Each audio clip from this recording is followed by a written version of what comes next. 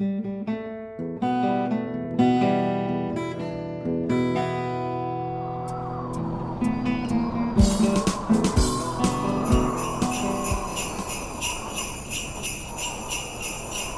we're recording. Hello, ho, ho, ho. How about that? I think I've never ceased to be amazed by It's the holidays. It's the silliness. holidays. Happy holidays. So that was my ho-ho to all the ho-hos out there. Have you seen the T-shirt with the picture of Santa? It says, "I do it for the hose." Oh, I love it. I haven't, but I have in my head as of this minute. Excuse me. Welcome back. We are Mixed Apes. This is... Hi, kids. This is You Should Know This Song. I'm Reed of Apes. And I'm Race. And I'm just a monkey man. Just an ape man. No, I'm a monkey man. Ape man. You're an ape man. We already established that in a previous episode. Oh, there's no going back now. You're an ape man. You're an ape man. How is everybody? Don't answer all at once, as usual. The phone lines are getting flooded. I can't speak for anyone else, but I'm great. Happiest of holidays 2024, folks. Yeah. Yeah. Hope you're enjoying the jingle bells and the Batman smells and all that stuff. I was in a store the other day, Yeah. and I was buying groceries, and I said to the woman behind the counter, like, "How do you tolerate the nonstop It's got six songs replayed over and over?" She says, "Well, there's a little more variety than that, but I'm ready. Not nearly enough. I'm ready for it to be over." Is essentially what she said. Not nearly enough. Ready for it to be over after the first day. I have to think. I had a buddy I used to hang out with quite a bit. That he loved Christmas music. So like, as soon as it came out, that was what was on in his world. He was blaring it. And one year I was helping him remodel the basement. Yeah. And it was like 10 days in a row of being down there and non-stop. I was ready to strangle Dean Martin for... the sad thing is that there are really cool remakes of classic Christmas songs. Yeah. That if a modicum of energy was put into changing it up just a little, appreciating artists who are appreciating these songs and putting their own spin on them and that kind of thing, it wouldn't be nearly as grating after the third day. But it's like they pick 40. Well, and the thing is, too, is I like the tunes. Right. I mean, even the original versions. If you heard them through the year once or twice a month, you wouldn't be nearly as burned out on them as... But I mean, I don't mind, but baby, it's cold outside. Right. But the second listen is more than enough. Right. The second listen in a 12-hour period. Yeah. And it happens 3 times in an hour. All right. Right. So, anyway. Yeah. That's get off my lawn for the day. Yes. Get off. Okay. That should be a segment. Get off my lawn. Get off my lawn. We got to figure that out. And you should get off my lawn. Anyway, welcome back. We are, this is episode 49. 49. We're coming up on the big year of weekly, every week, putting out episodes. We are very close to an actual and we do not anniversary. want to put a gun to our head yet. So, well not for this. Not because of this. Yeah. So we've got, obviously, our nest keeping to do, shout-outs, etc. And then we're going to do a segment of Your Mother Should Know. Your mother should know. I love that song, by the way. I know, it rings in my head every time we talk about it on the show, and I just like hearing it in my head. I should actually put it in the... I mean, I don't think it's been in an episode since, like, number 2 or 3. Right, since we named this. Yeah. This thing. So actually put it in a playlist. And then we're going to do some Prime. Yeah, not Primus. Prime. Although, Primus... For those of you who are confused. Not a bad band. Not bad. So, on to nest keeping, Reed. Yeah. You want to jump right in? A few episodes ago, we had some discussion about Spencer Davis Group specifically. And the song, So Glad We Made It, Give Me Some Lovin'. And in and among the factoids, one thing was named as a songwriter. By the way, folks, we're outdoors. Yeah, there's a little wrinkle. And by the way, it's December. It's mid-December, and we're outdoors. And it's 52 and sunny with a light breeze, and we're outdoors. It's it's insane. It's the end of the world as we know it, and I feel fine. Yeah. And you look good too, by the way. Yeah, thank you. So anyway, in and among the songwriting credits was Muff Winwood And we weren't sure who that was, but having the same last name as Steve Winwood made us wonder. And so, turns out Muff is, for those of you who didn't know, and many of you probably do, Steve Winwood's older brother. A songwriter also. Just to fill a band member. Just to fill in the blank. And then we were talking about Traffic playing that song or not live and this and that. And it turns out that Traffic did occasionally play that song live. You can hear it on, as I researched it briefly, I believe on the album On the Road, which is the name of the Traffic album that I had that I could see the cover, but I couldn't remember the name of the album. But while I was looking that up, also came across 2 live album efforts from Traffic that I was not previously aware of. As with all things, having, grown up and stopped as much indulging in the trading card fascination with all the players in music. Bad, what is that, association there? Sorry about that. Anyway, check out, if you get the chance, the album The Last Great Traffic Jam, if you don't know about it. And also the interesting story about the album Welcome to the Canteen. You can find information in both of those on the webs. But a couple more Traffic live efforts that are worth... there goes the outdoors. There goes the natural world going by. Anyway, check out those other 2 Traffic albums if you don't know about them, and a little bit of the background on them. They're pretty cool little internet. You were about dives. to say the interesting story, Welcome to the Canteen. Do you want to spend a second on that? No, I want to motivate people to go out and check it out. Okay. There's some interesting characters involved. I'm just going to try to tease people. There's some interesting characters and music involved in there, and stories about how it came together and what it was about. So go check it out. Quite a collection of artists on that. Yeah. Oh my gosh. Certainly worth checking out. That's part of the reason to check it out. It's a cool story. So that's what I got. You got anything? Yeah. I had come across this information and I want to share this, and it's just kind of freaked me out a little bit. 1963, November 22nd, in the morning, Mike Wallace did a bit on a new band that was, new to him, band that was becoming popular in Britain, known as the Beatles. Sweeping the globe. Yeah, so it was, he did like a little, 4 or 5 minute segment in the morning news, and they decided that they were going to do a larger take on it in the evening news. And as it was November 22nd, 1963, other news preempted it. Yeah. President Kennedy was shot, and that piece got... everything else got set aside as did everything else. Right. So this was prior to the Beatles waving their way through America. This was, they were blowing up in Europe. Yeah. And a week later, or weeks later, in early December, Cronkite re-aired the report. And we had a gentleman named Alexander Kendrick, who was the London correspondent for CBS News, was the guy that brought the story to their attention. Okay. At any rate, they decided to re-air the piece. Some young lady, some girl, saw it and was amazed and called her radio station. And essentially, it's the beginning of the British invasion. Like triggered the radio station to check it out. They checked it out. They saw what was coming. They started investigating, playing the Beatles stuff. The dominoes started tumbling. Yes, exactly. Now, I mean, obviously there are other things going on and so forth, but I had never seen this before. And the inevitability was that it was likely happening regardless of that, but it's interesting to know what the actual probably likely triggering event was. It's interesting to hear that kind Absolutely. Yeah. So you can go check that out on the web. I didn't really do it justice there, but it included the band playing the bit included "She Loves You." "She Loves You," yeah. And that was what got the screaming. They saw all the screaming teens, and some girl said, "Oh, I got to hear this." Yeah. And so anyway, it was pretty wild, man. Yeah. Apropos nothing but a good thing to go again. Go check it out. Go look it up. Yeah. There's interesting story. Almost certainly a wiki page on it. Where did you get the info?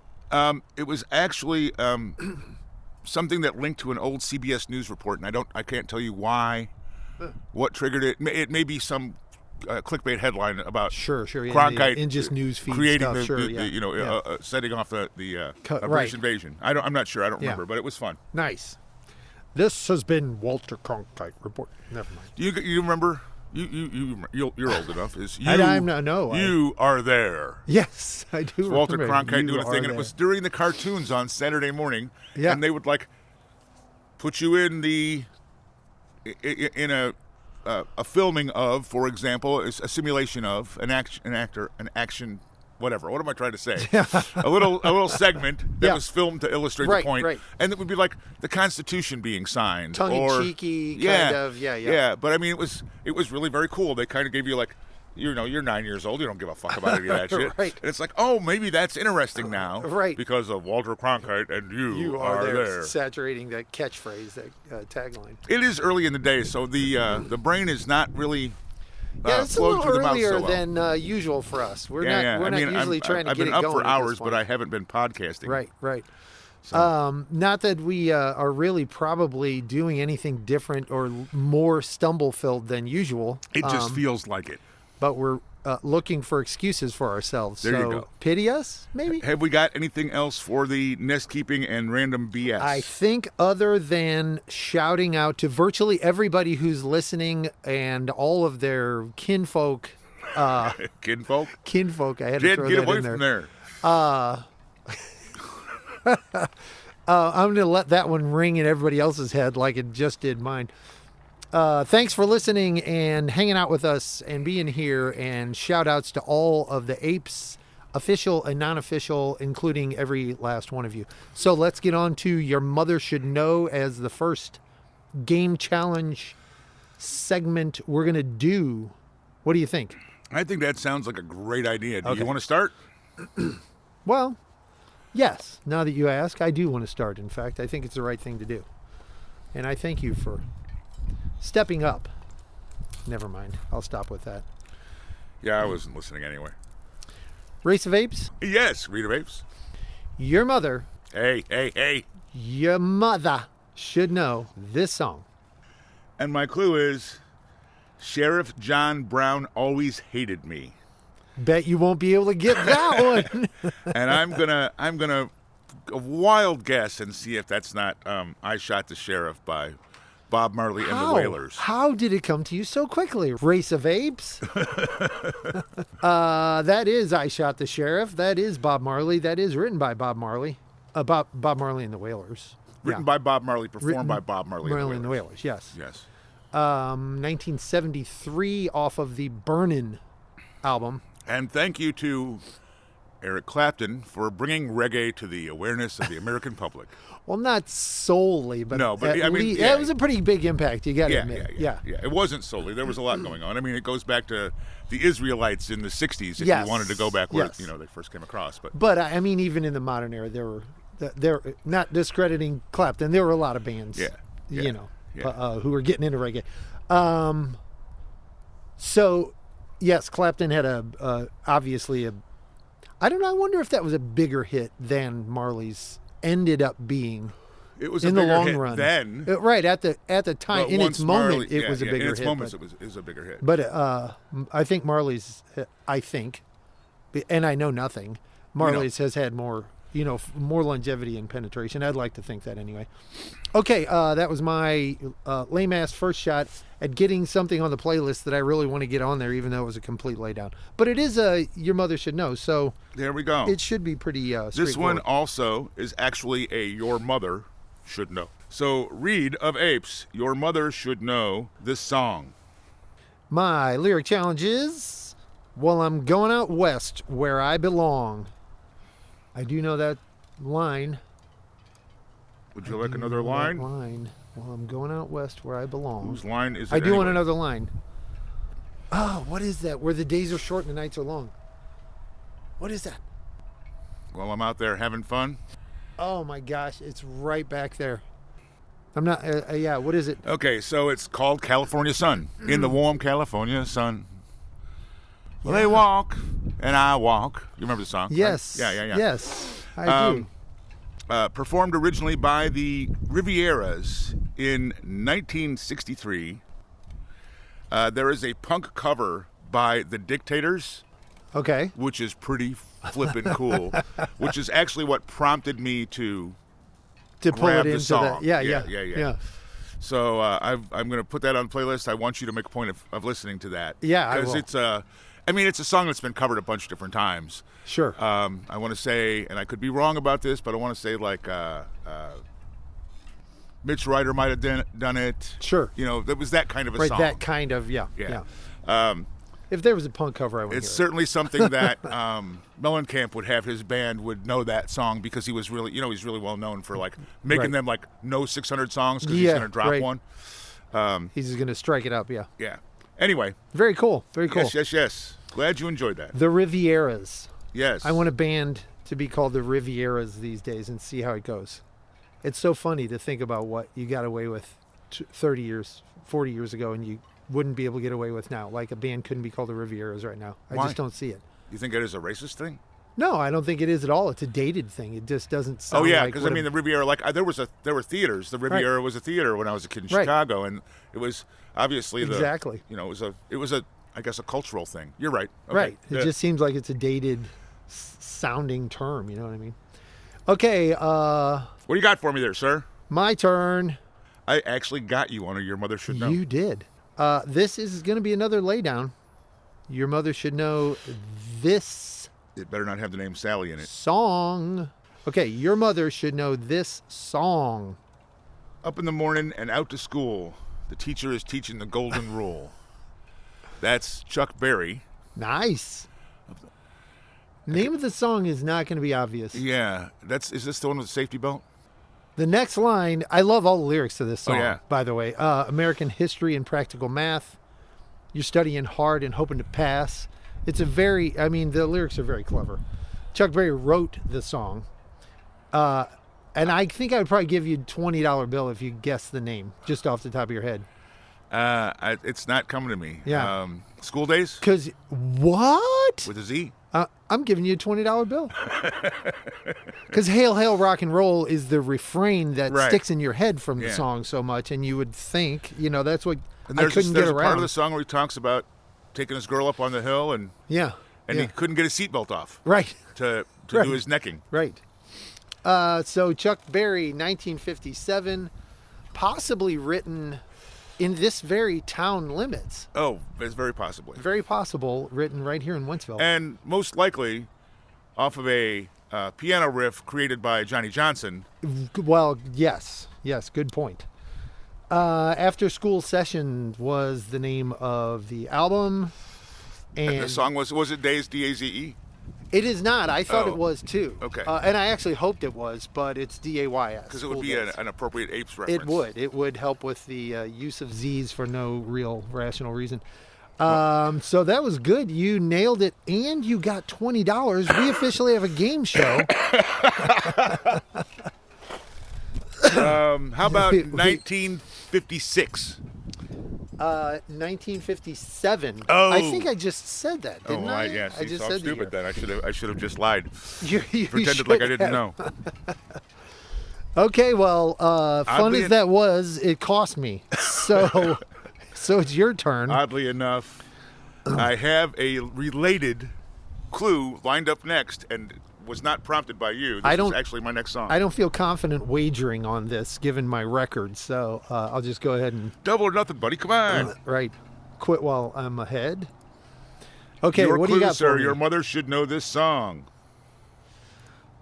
The lyric is, I'm going to write a little letter, going to mail it to my local DJ. This is, who, was this Chuck Berry? Yeah. Roll Over Beethoven. Yeah. I'm not sorry. I'm not sorry. But the ELO version is what just rings in my head. Yeah, and I think it's one of the few times that I would say somebody did a cover better than the Beatles. Yeah, I absolutely agree. Although I will say the cool thing about this, the Beatles version, is it's George singing lead. Well, that is true. That's cool. It's unusual, and there's no question their cover is great. I mean, it's a really enjoyable round. It's not to me. It's not a really big. Well, I guess it is. It's a diversion from Chuck Berry's. So it's 1956 for Chuck Berry, 1964 for the Beatles. Too bad they didn't come from Seattle. Covers. Good God, man. Covers by Carl Perkins, the Beatles, Rolling Stones, ELO, Screaming Lord Sutch, Jerry Lee Lewis, and more. Yeah. And I'm going to grab just Lewis, a couple of those and toss them into the... Jerry Lee Lewis's version is also... I just said Jerry Lee Lewis. Because he's kind of like Jerry Lee Lewis, but he's his version is really cool, too. As long as there's not a Jerry Lewis version. Well... So... Okay, I'm hearing it in my head. Hey, lady. Right. There's I have a little bit of a story for this one. So Barry wrote the song, and this is probably directly from the Wikipedia page, although I didn't note it here. Yeah. It may be an actual cut and paste. So donate to Wikipedia, by the way. Yes, donate to Wikipedia. Barry wrote the song in response to his sister Lucy always using the family piano to play classical music when Barry wanted to play popular music. According to the biographer Bruce Pegg, the song was inspired in part by the rivalry between his sister Lucy's classical music training and Barry's own self-taught, rough and ready music preference. Nice. Johnny Johnson on piano, Willie Dixon on bass on Chuck Berry's version, just toss that out there.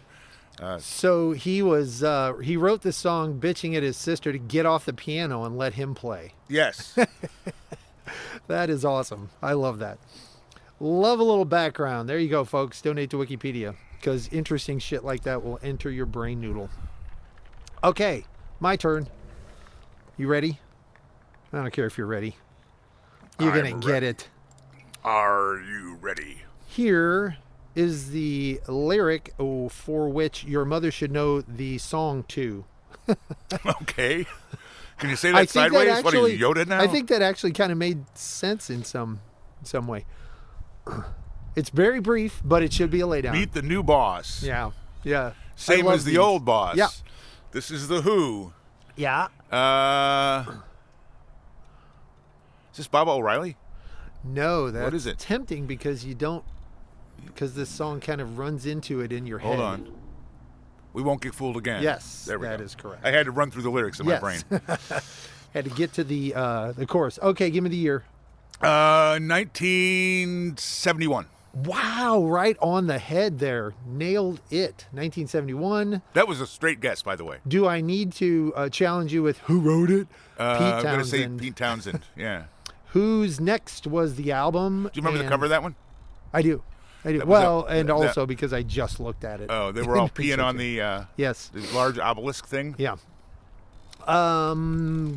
Great song, great album, great songwriter, great. That's and you great. Got it. You got it. Good for you, but no more $20. Oh, damn it! I was hoping to make a couple of bucks this morning. I like that because I knew that I'm falling victim to it again here because I threw in some laydowns, but they're things I want on the damn playlist, and I've had them sitting on the list like, it's too easy. It's too easy. It's too easy. And I keep passing them your up. mother should know, and your quick mother hits should know. are supposed to be easy. Yes, so there they are. That's there the they whole are. Point. All right, sir, I have one for you. I think you might know this one. It's certainly something your mother would have heard regularly on the radio, and you might have too. Wow, it's a... and here you go. It's a Wayback Machine, Professor.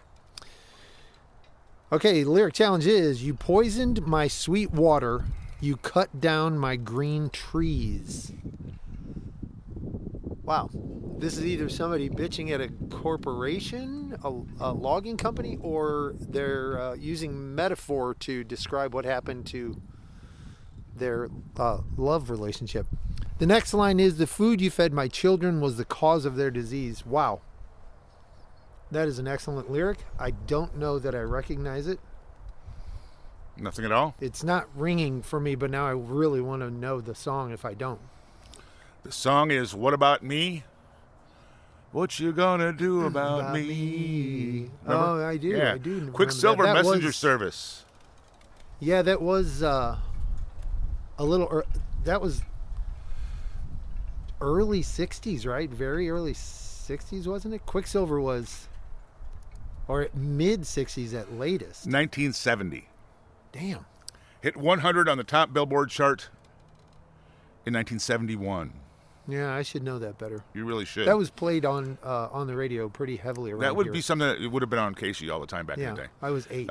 Written by Yeah, Chester William Powers, Jr., also known as Jesse Orris-Farrow, and Dino Valenti, spelled either ending in an I or an E, depending on which album it was on. Just trying to throw people off, just trying to, He might have been running from the tax people. It's true. Sorry, that was pure silliness. It was just, no relation right. to anything. Just spontaneous, off the top of your head goofiness. Okay, well, fun on that, and I should have known it. And You should have, and your mother definitely And I knew. remember it, but again, I was 8, so I kind of give myself a little... My brothers were totally listening to that around me. Okay, it's your turn to guess this mess. And your mother should know it, so get it going. My clue is singing Hey Diddle Diddle. That's Aerosmith. Yes. With your kitty in the middle. Walk This Way.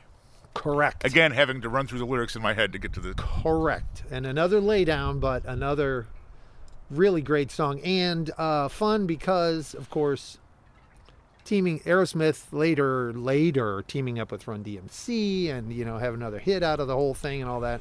That was a cool video, by the way. How fun. I mean, what a great story. Great to go check out, We're going to force this crossover. Yes, absolutely. Aerosmith, 1976, written by Joe Perry and Steve Tyler, from the album that I would like to vote for having every single track put on the playlist, Toys in the Attic. That was a pretty seminal album for me. Oh my gosh. For me. It was still is. And I that was my first exposure to Aerosmith. Yeah. My girlfriend at the time, I was 15, 16. Sure. My girlfriend at the time had, what year did it come out, did you say? 76. Yeah, so I would have been 16. Right. Had the album and sit in her bedroom smooching. Yeah. It was playing regularly. Listening to Uncle Salty and all that. I was on a complete side note, not entirely complete, but in one of these searches for Aerosmith stuff, I don't think it was this particular song. Anyway, for some reason, I was looking at blues covers, and it occurred to me, thinking about all the bands who in the 60s and even the early 70s started their really establishing themselves by doing kick-ass blues cover songs of old blues songs. Right. And, Aerosmith has Big Walking the Dog and things like that. But they don't have a lot of blues cover songs in their... The wind is making the ship. It's like we're on a ship and the thing's creaking as it goes across the ocean. Anyway, they don't have a lot of blues cover songs in their very early it was releases. Later. It was later for them. Well, they don't have a lot of blues cover songs throughout. Yeah. And, looking at the quantity of, like, the Beatles and Zeppelin and the Stones and all that, their very early stuff is 50% blues. Yeah, but, Aerosmith was 7-8 years later. They were a few years later, but, it wasn't out of the question even in that time. And the thing that struck me looking it up is... I think my perception is that in part Steve Perry's voice lends Steve Tyler, sorry. That's all right. Steven Tyler's voice. Well, it's Steve Perry's voice too to this argument. It would fit. Doesn't really lend itself. It lends itself to very specific type of sort of cadence of a blues song, what have you. He did, I guess they did. Aerosmith did a blues cover album, specifically all blues covers. Okay. And juicy stuff on there, and it can't not be good. Right. But what's the name of that album? Yes. I don't have it right off the top of my head. And I did intend to include it in one of these episodes, but listening through it, it struck me that I didn't get as much of a charge. Like, I get a charge out of Steven Tyler's voice mostly. When I hear him singing almost any of their songs, I just love it. I think it's, it's a little bit electrifying, and I think it's a substantial part of why Aerosmith made it. Not to short Joe Perry's guitar hooks, Sure. right there with the greats with making just cool ass guitar hooks. But Steven Tyler's voice didn't sound like it does on Walk the Dog. Like something about it, he was really just sort of owned by the song, and he was super into it. It sounded like he knew he was doing a cover, and he didn't quite own it, to me. You know what I mean? So I enjoyed listening through the tracks on the album, but I was like, it's just not hitting me. You know what I mean? Right. The way their music does. And I just wonder if that sort of flows back to why they didn't come out. They had a lot of original tunes in their early stuff and great songs. So maybe they just didn't feel like leaning on them, or maybe they weren't as influenced, but I don't know. It was just curious to me that they didn't have quite the ratio of blues songs in their first couple albums that a lot of other bands, big bands, I mean, they've been around for a long time and have a lot of music under their belts. The album was called Honkin' on Bobo. There you go. Honkin' on Bobo. And apparently, I got a little story here for you, just looking that up. 1994, they had just left Geffen Records, and they wanted their next record to be a blues album, and then they caught wind that Clapton was doing that, which was Nothing But the Blues, maybe, and that might be wrong. It'll come to me in a minute.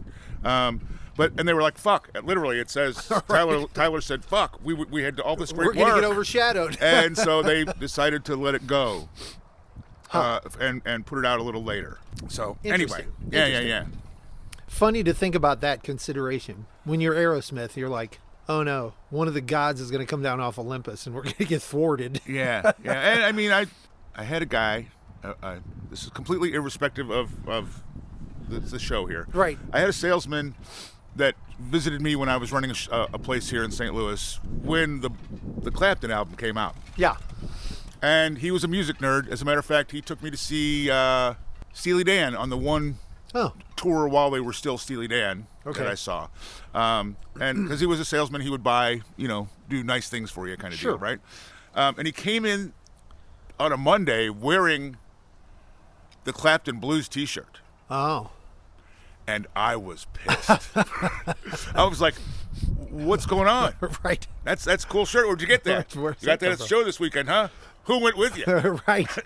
And he's, some other client, right? Right. And man, I rode that guy for a month on that. Like, cool, yeah. Right. Yeah, I don't think I need anything today, Bob. Couldn't have even gotten me a t-shirt? Exactly. Oh man, I gave him a hard time. Yeah, that's hilarious.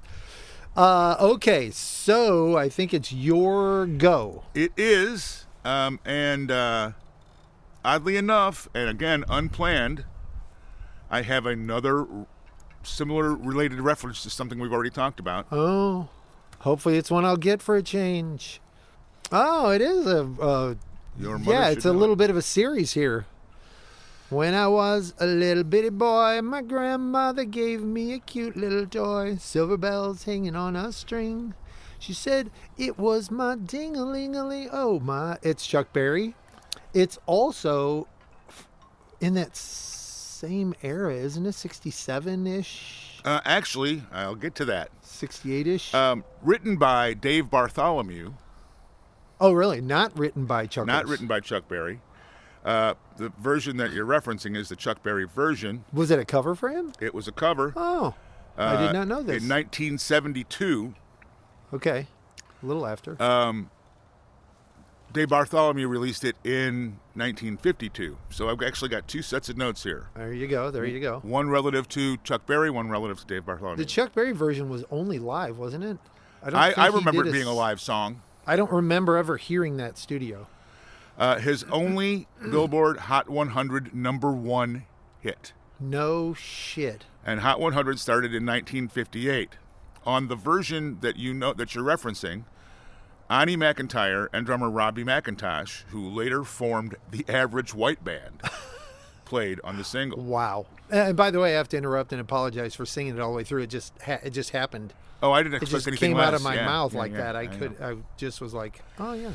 And I'll also, explain why in a minute. Nick Potter and Vandergraaf Generator. There's a name for you. Vandergraaf Generator is the guy's name? Yes. That's completely made up, and I love it so much. So that's, well, maybe. So that's the bit about Chuck Berry. Yes. Now, Dave Bartholomew, you may or may not, I'm sure you know who he is. You at least have heard the reference, right? Yes, heard the name. Okay. I'm going to, a little thing that I grabbed directly off the wiki page. I want to share this. This is really cool shit. David Louis Bartholomew, born December 24th, 1918, died June 23rd, 2019, was an American musician, bandleader, composer, arranger, and record producer. He was prominent in the music of New Orleans throughout the second half of the 20th century. Originally a trumpeter, he was active in many musical genres, including rhythm and blues, big band, swing, rock and roll, New Orleans jazz, and Dixieland. And his induction in the Rock and Roll Hall of Fame, he was cited as a key figure in the transition from jump blues and swing to R&B, and as one of the Crescent City's greatest musicians and a true pioneer of the rock and roll revolution. Wow, very cool. Further, accolades. The reason that you know him, or that he comes to mind, is that he was Dave Bartholomew was Fats Domino's other half. Oh, okay. Wrote, played music, etc. Right. The Fats Domino collaboration. In the mid-'50s, they wrote more than 40 hits for Imperial Records, including the Billboard #1 pop chart hit "Ain't That a Shame." Bartholomew's other hit songs as a composer include "I Hear You Knockin'." Really? Yeah. Awesome. Blue Monday, "I'm Walking," "My Ding-a-Ling," and "One Night." He was a member of the Songwriters Hall of Fame, the Rock and Roll Hall of Fame, and the Louisiana Music Hall of Fame. Wow. A true very cool. fucking giant. Yeah, very cool. And this song is a goof. It's a complete fucking goof. Right, it's a spoof tune. Yeah. At least. Yeah. It reminds me of who was the 50s spoof tune guy. We talk about him from time to time. He's got a strange name. Spike Jones? Spike Jones. It reminds me of something Spike Jones would... That's Spike Jones on the box? Would have come up with. That's a great story. And to explain the reason that I immediately started singing the song, when I was, a little bitty boy, there was a sort of iconic, in my mind at least, gathering at my Aunt Melba and Uncle Bob's house. On a regular basis? Every Christmas. It was the big family Christmas thing. They had a pretty good sized house. They had a big empty open basement with a wet, concrete floor wet bar. Actually, I shouldn't say wet bar. They had a full size, probably 15, 18 foot bar top. Really? And Uncle Bob worked for Coca-Cola. Oh. For a very long time. So did it have dispensers and shit? They had it all. It was like a real bar down there. You know what I mean? And yes. And a very, very, very extensive Coca-Cola collectibles. Oh, very cool. Pasted all over the walls in curio cabinets and things like that all over the place, which is immaterial to the whole thing. But it's cool. At that point, I was 10, whatever. Every Christmas time, the kind of kids snickering in the corner song was when the adults got enough in them that they would hit the jukebox. They literally had a jukebox, if I recall, and play Ding-a-Ling is the point over the speaker system that they had built into their super cool party basement. Yeah. They had a pool table down there. Sure. All that stuff. To get a little too into the detail, although a cool recollection. Yeah, my Uncle Eddie would get a few too many highballs. They would drink highballs. Right. And he had a bag of silver dollars. He would just start handing the kids silver dollars. Oh, nice. Just like Uncle Eddie gets to the tipping point and everybody gets a bunch of silver dollars to take home. But nonetheless. By the way, for our listener. Yeah, right. Identify a highball. I know what it is. Yes, you know what it is. Identify my a highball. Kids probably. Good idea. My son, who kind of does considers himself a bit of a mogul when it comes to drinks and so forth. Drink nerd. My son sure. Paul. But yeah, he probably Paul of Apes. Paul of Apes. Yeah. He probably knows what it is, but other than that, how many people out there know what a highball is? These days know what a highball is. Right. So anyway, the point is that all of us cousins, little kids, slipping around the basement floor on our sock feet would start just laughing and snickering when the adults got to the point that they felt like, that they were drunk enough. That we're playing My Ding-a-Ling, and they would play My Ding-a-Ling with the Chuck Berry live version on the on the speaker system. Very cool. Entertaining for me to remember. Probably everybody out there is scratching their head like, no, what the hell was that? While you were talking about it, like my dad had a basement that had a bar in it. It wasn't as extensive or as cool as what you're talking about. Right. But there were parties there, adult parties, you know. Yeah. Where, you know, you're sneaking around taking drinks of the drinks. Sure, yeah, you know, absolutely. and it brought that to mind. So I'm sure that there are at least a couple of people. What? I'm just age. drinking a Sprite. I don't know what you're talking about. Yeah. I thought it was mine. Right. Exactly. Okay, well, that was fun. What do you got for me? I got this last one for me. This is my last one that your mother should know, so tell her to figure it out. You had a hard life, baby, and it tore you up inside. You know this song. It's going to be slightly more difficult than the other ones, but it's right there. You got another line? I do. Here's your other line. Right from the start, they broke your heart, and they were fooling with your pride. It's not coming. Wow, really? Yeah. Maybe this song isn't, this song has a huge hook in my head. So if I told you it was Robin Trower, would you get it? No. Smile for me, baby. Smile, Robin Trower. Nope. It's the name of the song. Smile, smile, smile. It is a fantastic song. Just one of my very favorite Robin Trower songs. Do you know that I was probably almost 20 before I realized Robin Trower didn't sing? Like, I knew he was a guitarist. Yeah, but yeah. I never knew that James Dewar, or Dewar, depending on how you pronounce it, right, was the singer. I just assumed because right. because they went together so well. Right, because everything was about Robin Trower, yeah. Yeah. And James Dewar, I'm sorry, I don't know the pronunciation. Right. Had a phenomenal rock and roll voice. And you know, we voice. never talk about him in the pantheon of rock singers. Well, it's true. And he really had an amazing voice. Who was the crossover in Bruce Lorden, right? Loudon? BLT. Jack Bruce, Bill Loudon. Bill Loudon and Robin Trower. Yeah.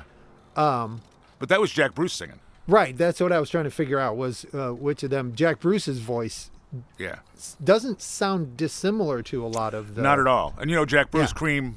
Yeah. There's a song on that album, which was not going to make it into the playlist, but it is now.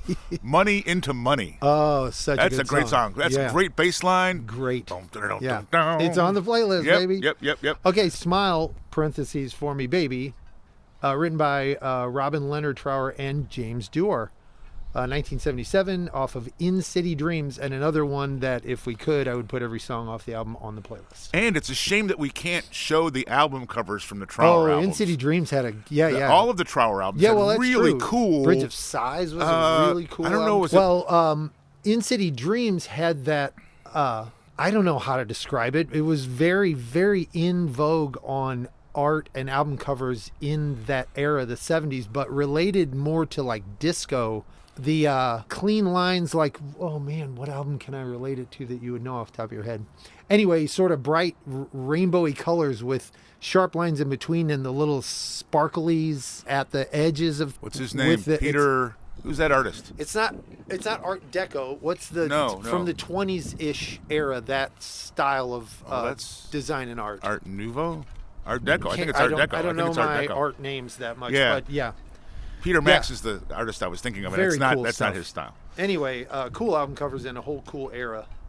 We are rambly today, by the way. We are rambly, baby, but I like it a lot. Anyway. All right, so here's one that your mom probably doesn't know, but you definitely do. This is my last one. We're going to lay it down here. Senor. Your mother hit me. Should know this song. Ow. My lyric challenge is... It's the end of the 70s. It's the end of the century. That was not all I got. Was it's the end of the 70s. This is. Do you remember rock and roll radio? By the way, who's that by? The Ramones. No, it's by originally. It's by Ramones. This is one of those bands. This is one of those bands that the isn't there. I always wanted to do that. You want to do that segment. Challenge called "To Thee or Not to Thee." Yeah, Ramones is not the Ramones. It's just Ramones. Yes. Yeah. And when I saw that, it actually I saw the title album cover and it said Ramones, And I was like, oh, is this one of those bands? And I had to go look at the other albums, and it never was Ramones. the Ramones. Right. It's not the and everybody, even DJs on the radio. It's the Ramones. I mean, as far as I can ever remember, I don't remember much of anybody not saying the Ramones. Dee Dee Ramone, Johnny Ramone, Joey Ramone, 1979. Right. Were the writers in the year. Nice. Many of the band's influences are mentioned in the song. Oh, by the way, produced by Phil Spector off End of the Century was the name of the album. Phil Spector, yeah, that's interesting. Yeah, Wall of Sound, right? Sure, we talked about him. Which many you of the bands, you can kind of hear in rock and roll radio. Let's go. That sort of thing. Yeah, absolutely. Many of the band's influences are mentioned in the song, including Murray the K, John Lennon, Jerry Lee Lewis, T-Rex, the Barbarians, whose drummer Victor Moulton is mentioned by his nickname, and Alan Freed, as well as musical variety TV and radio shows such as Hullabaloo, Shindig, Upbeat, Ed Sullivan Show. Furthermore, the clip of Buddy Holly and the Crickets performing on the Ed Sullivan Show can be seen in the video. Nice. Dun, dun, dun, there you go. Nice. A very nice homage. Do tribute. you remember? Yes. Yeah. Love it. All right, so that's the end of... Your mother should know. That's right. That's the end of it. And I think it's time to move on to the next segment. Moving on to Prime, I'm going to interrupt something with a spontaneous little dip into something else here. It'll only take a second. As I was pulling up... in front of the house. In front of the house, this song... I was still flipping the channels as it was coming down the street. This song was playing on a radio station. FM radio station. Kids, for those of you who don't know, radio used to be FM radio is actually music that's carried over the airwaves through thin air, believe it or not. Magically. So I'm going to pop this little lyric challenge out there.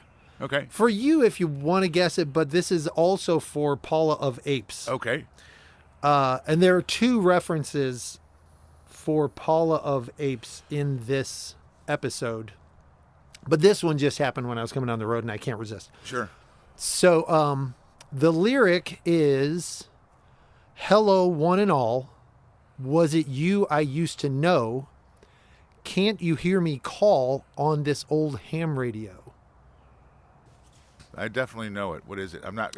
I'll let it go for Paula. We're gonna let it go, and I don't know if I should give more or not, but I think that'll probably feed it. Give me one more line if you got it. It's a song that I just had heard infrequently. First off, and I haven't heard in so long, and when I just clicked it on the dial, I was like, oh, your brain just sort of lights up, like, right. Oh, that was such a cool song. And the lights come out of your ears when it happens. Yeah, that's true. Next line is, and this is the very next line in this full verse.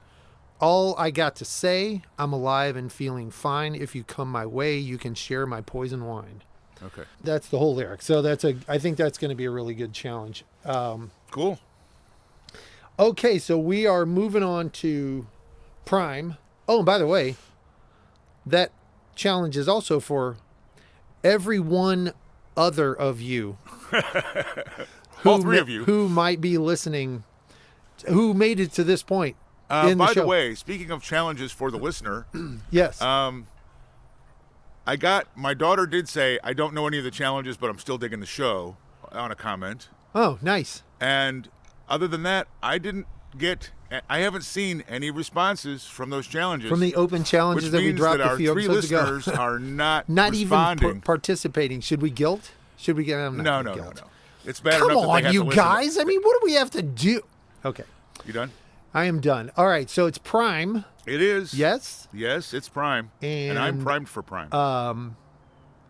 And we're going to rock right through Prime here. We're going to do 3-4 each. Whatever. Don't put your boundaries on me. We'll do what we want. Stop. Don't put Get your off boundaries me. on me. I started last time. You start this time. It's only fair. Get going. All right, so... But you did win $20 last time, so... I'm just kidding. All right, here's the deal. If you get this one, I'll give you the $20 back. By the way, he keeps saying I won the $20. I have yet to see the $20. Just so we're clear. Yeah, well, we'll get that done. All right, so you should know this song. Okay, lyric is, I'm a monkey's uncle. A cousin to a chimpanzee. Oh, that rings a bell.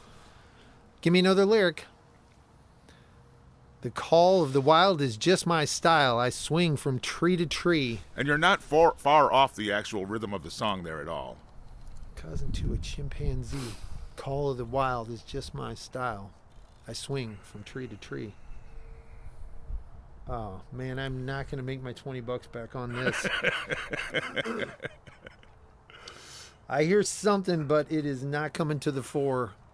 So that's it. What is it? Here's the deal. We spoke in a recent episode, I think in the last episode, if I'm not mistaken, about Webb Wilder. Yeah. Okay. And for some reason in my head, this was a Webb Wilder song. And I was never able to find it. Oh, really? Because it's not a Webb Wilder song. And I had I love that. I never do that, by the way. I had the lyrics just a little bit off. The chorus is, the name of the song is Monkeyland. And it's by a band called Omar and the Howlers, who you know. I know that band, yeah. Yeah. But the chorus of the song is, I am a monkey man. And I thought the next line was living in a monkey land, which it's not. Which is why I was never able to find the song. Because I was putting the lyrics in wrong. Right, right. But yesterday, in reference to the Webb Wilder thing, I got on a mission. Right, I'm finding this. I know what you mean. And I finally found it. And it's Omar and the Howlers, written by Omar Dykes, 1997. And that's not his actual name, by the way. Right. Pseudonym, Ghostwriter. Album was Monkeyland. When my youngest son was small, this song was a hit. On the radio station we listened to, Chicago, WXRT, yeah. You've heard me reference it before. And his mom and him loved the song. He would get up and bounce around every time the song came on, which is one of the reasons why I wanted to find it. Sure. I don't believe Ian or his mom listened to the podcast, so right, they're lost, right? Right. But anyway, for everybody else's enjoyment, the visual of a kid jumping up and down to the song. There's a little 3-year-old guy. Right. What's the correct, I'm a monkey man, and then what? Not living in a monkey land. No, and I didn't mark it down. However, Omar and the Howlers have released around 25 albums. 25 albums. I don't doubt that. I do. There are a few Omar and the Howlers radio songs from the day. Yeah, for sure. This being one of them, actually. Yeah. On Amazing, Austin, Columbia, Antones, Bullseye Blues, Watermelon, Blacktop, Blind Pig, Pro Vogue, Rough Records, and their current label, Big Guitar Music. Wow. And he's originally from Mississippi. Mm-hmm. And him and the band had a little bit of success there and eventually moved to Austin, Texas, right when Austin became Musicville. Sure, yeah.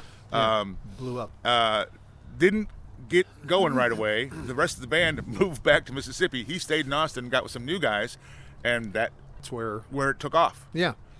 If you don't know any Omar and the Howlers, and you like just straight up rock and roll, blues, jazz, rock and roll, rockabilly a little bit even. Rockabilly, maybe not jazz. No, not so much jazz. Yeah. Do a little YouTube search on Omar and the Howlers and listen to it. It's some good shit. It really is very powerful, very raw, very well done. When I say raw, I mean like, guitars and bass and drums, bass, boom, boom, boom. Right. Yeah. Right. Not raw and as underproduced. Right. But anyway, yeah. So very cool. And I'm keeping $20. Very cool, and I do not have my $20 back. I'm holding out before I hand over the cash until the bitter end. The bitter end. Okay, I mentioned, yes, to everyone's boredom, that there would be a second Paula of Apes related challenge, and again, this is for. How did that happen? So Paula sent you a text referencing this song. Right. Sort of to both of us, but she kind of knew that it would. What she said was, you can guess this if you want to, but I'm sending it for read because she doesn't have your phone number. Right. So when I saw the lyric, I immediately knew what it was in part because I'm a huge fan, as everybody knows and will remember. All of you out there. Yes. And Race of Apes knows, but I had actually brought this song lyric challenge onto my list for this recording session already. So as a weird little, kind of, what do they call synchronicity thing there. Kismet. That's something. the word I was looking for. Kismet yes. thing. So I had planned on putting this lyric challenge in here when she sent it roundabout through Race to challenge me. The question is it the same lyric she sent? It is. I don't believe it is. Okay. And we could actually look it up No, pretty quick, I but know what it is. I don't think I know we what need to. the challenge is. So this is for Race to guess right here, but also to let Paula know that I know what the song is. Sure. So Race of Apes, you should know this song. It's a brilliant song. Ark of a Diver. Okay. Because you assumed that I didn't know her answer, that I didn't answer her. Well, I guess I did because you didn't answer. Right. Yeah. Exactly. I thought you were. So you were just leaving it until now, and you're going to step on my toe. Yes. Now you don't get your fucking $20. Can I get the clue, please? That's right. The clue is right there. This time to the sky, I'll sing if clouds don't hear me. To the sun, I'll cry, and even blinded. And see, the thing and is, it's actually, and even if I'm blinded. Okay, well, you mistyped it there, pal. I copied and pasted it. I don't know why that did. Anyway, yeah. Here's the thing. If you'd given me this clue, I wouldn't have known it. The original This clue as opposed to the clue she what sent? she gave me. Oh, yes. oh. And when she sent it, I said to her, "Give me a minute, because that's going to have to roll around in my head for a minute." Oh, I see. Okay. And her lyric piece was that's what I'm looking up here. on the telephone. I need my love to translate. I need my love. She sent, "'Cause jealous night and all her secret chords, I must be deaf." On the telephone, I need my love to translate. Yes. And I knew that I knew it. Yeah. And it just had to roll around in my head for Sure, 10 or 15 sure. minutes. And then I was like, oh, I know what that is. Right. But when she sent it initially, I didn't know it. Right. And the whole reason that I didn't tell you that I knew it was because your response, and I don't remember what it was exactly, but it kind of gave me the impression that you figured I didn't know it. Right. So I was like, oh, I'm going to show that motherfucker. Right. So if you hadn't given that whole lead up saying that it was for Paula, right, it would have been. then I would not have gotten the clue. Right. Anyway, so the particulars are? It would have saved all this, and I wouldn't have got my $20 back. Okay. The particulars are, I'm only kidding about the $20. I'll win it back a different way. That was Steve Winwood off of his Ark of a Diver album, written by Steve Winwood and Vivian Stanshall from 1980 off of the album Ark of a Diver, which every single one of you should listen to and know. And I will say, exceptional. I'm not a big fan of that album. Really? Yeah. I'm a big fan of that I album. know. And as is Paula. Yeah. And it's just one of those, it just doesn't hit me.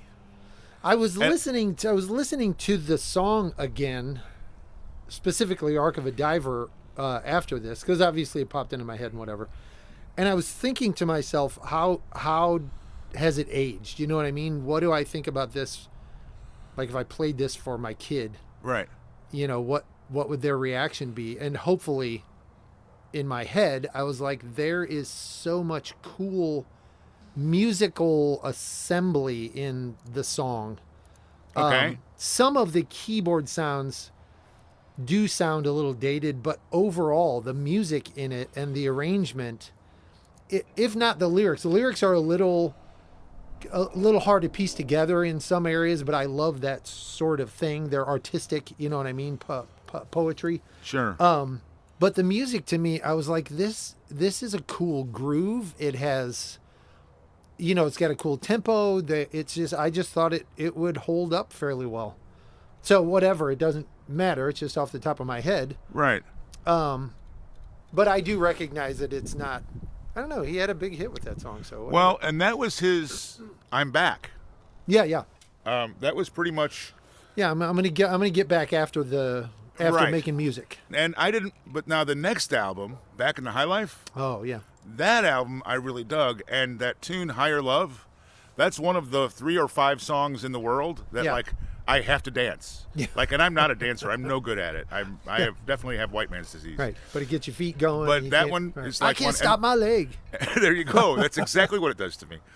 And again, referencing my son Ian, my youngest son, again, he hates the song, Higher Love. Like, really? Actively hates the song. Wow. I don't remember why, but I remember him specifically saying, like, man, that just really sucks. And to me, that's one of those, you got to dance. Well, it does. I can see, like, there are some songs that are very popular songs that, for me, and I don't think I'm alone, not to get too far off. I mean, I'm here. Of being already far off in this now 10 minutes for one song lyric challenge. I get both sides of it. Like, I can see how the song would be grating to somebody. Sure. But to me, it's like a perspective shift. You know what I mean? I get I think about what they were doing, and it allows my mind to just get into the whole thing. Right. You know what I'm saying? But on the other side, I can't apply that to everything, but there are some songs like this, especially that's got a groove and like a upbeat message kind of thing. Yeah. A little bright and shiny.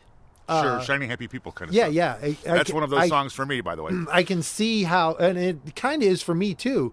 From one side of my brain, I go, that would bother the fuck out of me in the wrong mood. Right. You know what I mean? But where some songs I'm just into no matter what time of day, what time, whatever. Yeah. But you know what I'm saying. It's interesting to think about anyway. Cool. Enough of that garbage. Move on. What do you got? Come on. All right. So this one, sir, is for you. You should definitely know this song. My lyric challenge is... I almost started singing it. I'm not going to do that to everybody again. Good, thank you. Well, come on, let's go. Thank you from the crowd. Let's go, little darling. Yeah. And then he went ahead and dropped the next clue. And tell me that you'll never leave me. Come on, let's go and do it again.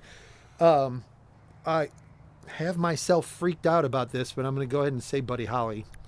Although... No, it's Buddy Holly. The Everly Brothers keeps telling me, wait, is it the Everly Brothers? Buddy Holly, right? Well, maybe not originally. I don't know if it's a cover. Who?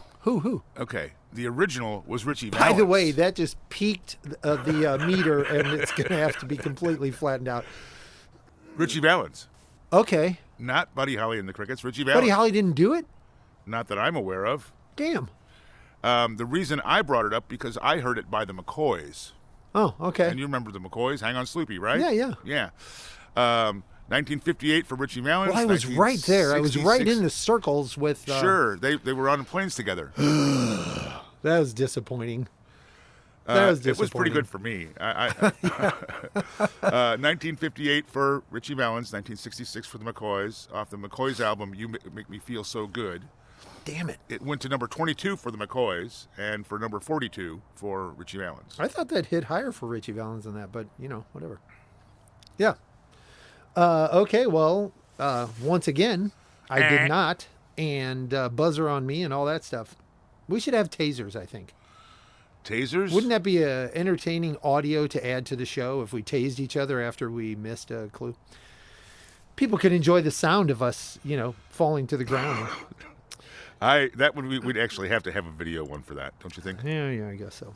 Okay, it's my turn, and it's coming at you like a football to your head. Are you ready? Jesus Christ.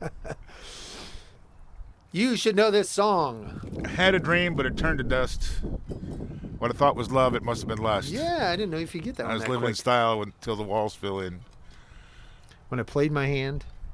Looked like a joker, turned around, fate must have woke up, blah, blah, blah. This is Lady Luck. This is Carlos Santana off of, I can see the album cover. I'm Winning is the song. Yeah. 1982? 81, very close. The album is Z-Bop. There you go. I couldn't get the name, but it's a big bright red album cover. Yeah. Guess who wrote this song? Carlos. No? Our friend Russ Ballard. Oh, there you go. Another one for Russ Ballard. There you go. He also recorded and released it in 1976 first off of his album Winning. So it's a cover for Santana, which sadly I had zero clue of prior to searching the song up, because the only thing, And that's Santana's version of the song was a huge hit. It was all over the place. Rightfully so. It's a really well done version, but it's valid to go listen to the original, Russ Ballard's original version of it too. So I don't have any interesting factoids or anything other than we keep finding out Russ Ballard wrote all the rock and roll. So many songs. And he was a member of Argent, if I'm not mistaken. Yes. Is that correct? Yes. And a lot of pop and even different genre, loosely peripheral to rock and roll genre songs. He's got songs all over the place. Anyway, okay, that was fun. We won't go off on a tangent on that one. We'll save it for another one. What do you got? All right, so you, sir, should know this song. My lyric challenge is, my mama told me she didn't like that rock and roll. Give me another one. My mama told me she didn't like that rock and roll. That's not it. Nope. Next line is, I said, please, mama, you just don't know. I don't want to. And the I don't want to leads into the title. So that's why that stops right there. I see. Me, please, mama, please, you just don't know. I don't want to play classical music. I don't want to eat my vegetables. I don't take off my boogie shoes? Rock and roll shoes. Rock and roll shoes. Who is it? I don't know if I know this song. Oh, you do. Really? The version you know is by the band. Oh. Haven't heard. I haven't heard. I don't know. It was I don't know if I ever heard it. Written by Chuck Willis. Okay. It was a hit for the band in 1972. It was a hit for Chuck Willis in 1958. The band album is Rock of Ages. Rock of Ages is a double live album, and it's one of those band albums where we remember double live albums. That's where you rolled your joints, where it was in the middle of the double live albums. That's right. The seeds rolled down the seam. Yes, exactly. Yes. Back when dope had seeds. Funny to think about. Yeah. Anyway, no stems, no seeds that you don't need. Acapulco Gold is badass weed. And now that's the playlist. There you go. Anyway, it was one of those albums where like everybody showed up, or one of those double live albums, the band albums is what I'm trying to say, live albums where everybody showed up. Bob Dylan showed up. Yes. There were other artists, blah, blah, blah. You wish you had been there. You wish you had. Yeah, oh my gosh. Yeah. Everybody wishes they had been there. The band is one of those bands that like it took years for the band to grow on me. Right. They were just so country kind of sounding and hokey at times. Right. And then the more you listen, the more like, man, they're all really fucking good. And then you started seeing Levon Helm and Robbie Robertson in movies, and you knew who they were. Right. You know? Well, and you finally got it. You know, it's interesting. Another interesting aspect of some music that you have to listen to it multiple third time, and you're like, your brain's like, I get it, and man, it's rich and full and just great, and I want to hear it again now. You know what I mean? Absolutely. So weird. So this album, Rock of Ages, apparently there's some argument, some discussion out on the webs, and even amongst some of the original artists that were on it, about whether or not it's actually a live album or if it was recorded. Most of some of it was recording during sound checks. Huh. It sounds like the parts that I've heard sounds like the concert to me, and I don't know, but I read, as I was reading it, there's been some speculation. Interesting. Yes. Yeah. I thought it was an interesting thing. I'm certainly not saying that it's not a live album. No, I'm but just it's saying that I saw the conversation. Interesting to consider. Interesting to consider. Okay, my turn. Go for it. Let's see. What am I going to do here? How about you should know this? Yeah, you should know this. You're going to know this song right off the bat. Here's your challenge. Oh, can't you see their dreams as they go drifting by? Why do you say I'm going to know this right off the bat when you know that you do that intentionally? This is a band and a song that you are steeped in, like you dig them, and you know that you know this song so well. Here's the next line. Oh, can't you see their dreams as they go drifting by? Whoa, can't you see their faces and their tear-soaked eyes? It's not clicking at all. And I think it's just when you say, you're going to get this one, my brain goes, ah. Well, if that's how easy it is, My gosh. All right, so what is it? Wow. I Can Feel It in the Morning, Grand Funk. I can feel it in the morning. You know? Yeah, I know the song. Yeah. I didn't get it. It's a haunting, cool, jam out song. I'm sure it's rolling through your head right now. Yep. Used to be played. It's one of those songs before everything got to be 3.5 minutes. Played on KC Radio here in town, that kind of thing. From 1971 off the album Survival, written by Don Brewer and Mark Farner. Do you remember the cover for Survival? I don't. Okay, it was them in like caveman clothes. Oh yeah, I did. Kind of a scary looking cover, honestly. I do remember. And they were all like kind of big, hairy men. You know what I'm saying? Yeah. Fitting for the word survival, like they made it look like a. Yes, it looked like they were prehistorically eating raw meat, kind of a thing. Right. Yes. Primally surviving. Yeah. Cool. That was a good one, and glad to have it on the playlist. And All I'm right. glad I stumped you with it, although I am really surprised. I mean, I am super surprised. I'm surprised you didn't offer the $20 thing. So. Oh. Well, no, because I thought for sure you'd get it. I should have been like, if you don't get this one. All right, I've got a really cool, interesting song here with a little bit of a backstory I want to share with you. You, sir, should know this song. Okay, my lyric challenge is, on July the 2nd, 1953, I was serving time for armed robbery. I know that line. Next line is, I was sleeping in my cell. I heard a whistle blow and I heard somebody yell. I do know this song. Sleeping in my cell, I heard a whistle blow and I heard somebody yell. I know that line in particular. Yeah, I'm not going to get it. It's not going to come up. Riot in Cell Block number 9. Yeah. Okay? You probably know it as a Johnny Winter tune. Okay, yeah. Okay? Yeah. I heard it as a Wanda Jackson tune. I'm like, who the fuck is Wanda Jackson? Because it's a rockin' tune. Yeah, okay? yeah. Oh, yeah. Sounds to me like an old blues tune. It is an old blues tune, but it sounds to me like a female black blues singer. Yeah, and yeah. it's not. She's not. She's a Caucasian woman. So it's a hit for Johnny Winter, a hit for Wanda Jackson, written by Lieber and Stoller. Really? Who wrote a lot of the Elvis stuff and other hits of the era, right? A little takeoff on Jailhouse Rock. Yeah, exactly. And 1974 for Johnny Winter, 1961 for Wanda Jackson. Saints and Sinners was the Winter's album. Yeah. She released it as a single.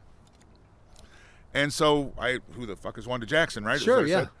Wanda Jackson is a badass motherfucker, is who the fuck she is. Yeah, yeah. Okay?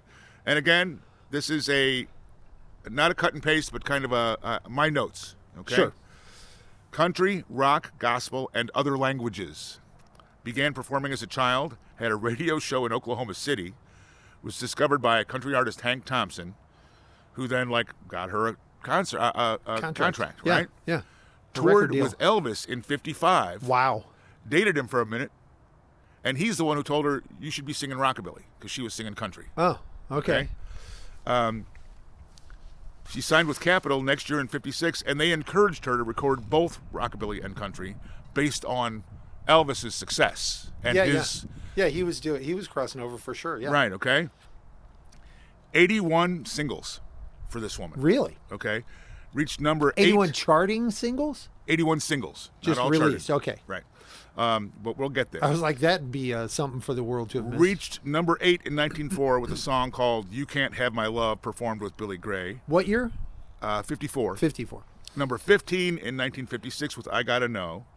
5 songs in the top 100 on the U.S. country charts in the 60s, and 7 more in the top 100 on the country charts in the 70s. Wow. Charted in Austria, Belgium, and Germany in the 60s.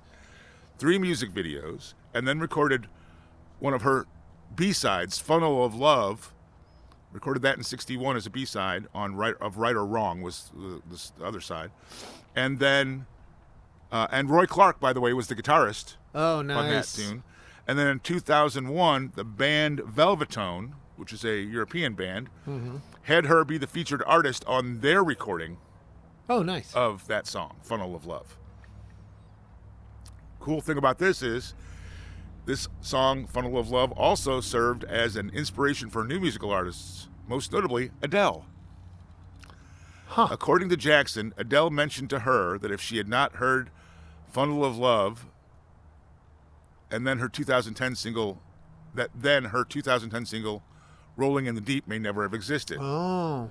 In 2010, Adele explained how Jackson's music affected her. And quoting Adele, "I got addicted to this Wanda Jackson hits album. She was so cheeky and so raunchy. She was kind of like the female Elvis, really sexual, not afraid to embarrass herself. So then she asked her to open for her. Oh, And cool. In 2011 and 2012, Wanda Jackson was the opening act for Adele in the UK. And at that point, wow, she was 60. At least. Yeah. At least. That's cool. Yeah. That's awesome. And she's still putting out music. Still rolling it, yeah. Yeah.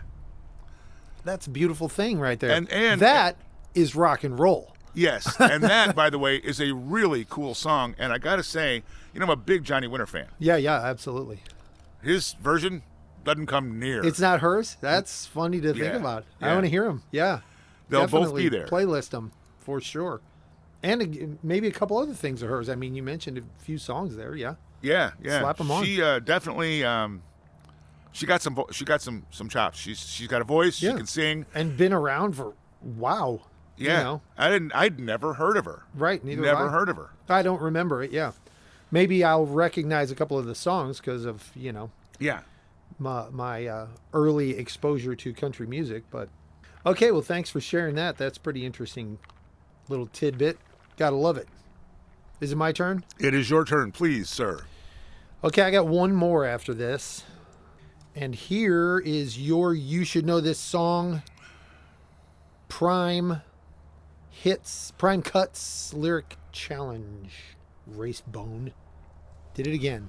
Race of Apes. Now, warning lights are flashing down in quality control. I like the smile you got on Someone your face dropped as the spanner, soon as you threw heard it in that. the hole. Yes. This is Dire Straits, Yeah. Industrial Disease. Right. And this song has been on my mind 3 different times this week. Really? Dr. Parkinson declared, "I'm not surprised to see you here." It's such a fun song. Yeah, I mean, the lyrics it are is, so cool. Yeah, so clever, so creative. The tune is like cheesy bebop-y, almost rockabilly-ish, but really enjoyable. That piano part is... Two men say they're Jesus. One of them must be wrong. must be wrong. It's a cool song. It's a very cool song. It's definitely one of my probably top 5 Dire Straits songs for sure. It's so unlike everything else they do. Yeah. So that's Dire Straits, and that was from what year? 1983. 1982, very close. Love Over Gold, the album, written by Mark Knopfler. Who would have guessed? Try to take it down a notch, Mark, with writing all the, cool songs and all that. Glad to have that one planted in your brain and on the playlist. I don't have any interesting factoid veer-offs of the road, so you go. All right, well, I got one for you. You definitely should know this song, sir. Okay, What do we got here? What do we got? Not that. Here it comes. Dee-dee-dee-dee-dee-dee-dee-dee. There it is. Ground Control to Major Tom. That's not the lyric. I was just having fun. Okay, the lyric is, "We're driving fast from a dream of the past." We're driving fast from a dream of the past. Hit me again. What else you got? Where nothing will last that comes from the past. And in between each of those is the title of the song. Refrain of the title of the song. Nope, I'm swiping. I'm like batting 0. Did I guess 1 yet? I have no idea. I don't pay attention to what you're doing. I hardly know what I'm doing. You hardly know I'm here. That is here. Stevie Guitar Miller. Really? The Steve Miller Band. Brave New World. Huh. The name of the song, and I believe the name of the album. Really? Yeah. That is not ringing in my head. 1969. Yeah, and I did not record the name of the album. I'm almost certain that's right it. around that time, I was into Stevie. 69. It's a brave new world. Huh. In a brave new. Oh, yeah. Yeah. Oh, yeah. I do remember that now. It's echoing in my head. Again, 69, I was 7 years old. Yeah. So probably not really saturated for me. Yeah, but I mean, it's not like it's never been on the radio.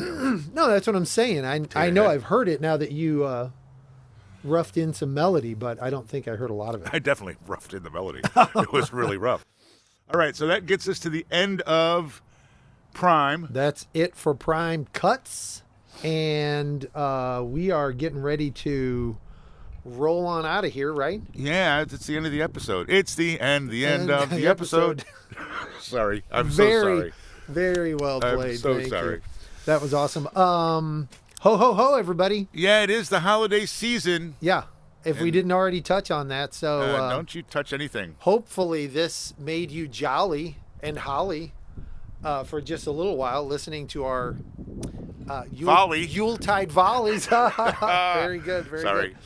Why am I always apologizing for that? Doing what you do without apologizing. Yes. When you, I was remembering the term pun fucked. When you pun fuck somebody, you just own it. You know what I mean? All right, so we are Mixed Apes, in case we hadn't said that before. And you are Mixed Apes, in case we hadn't said that before. And this is You Should Know This Song. Our lyrics, song, challenge, commentary, commentary, yeah. Yes. Thing. Carry on and carry on. Yes. Don't say my wayward son. I didn't. You did. Right, I did. I'm Race. I am Reed of Apes, and I guess we're going to get out of here. Yeah, thanks so much for listening. We'll talk to you next time. Peace.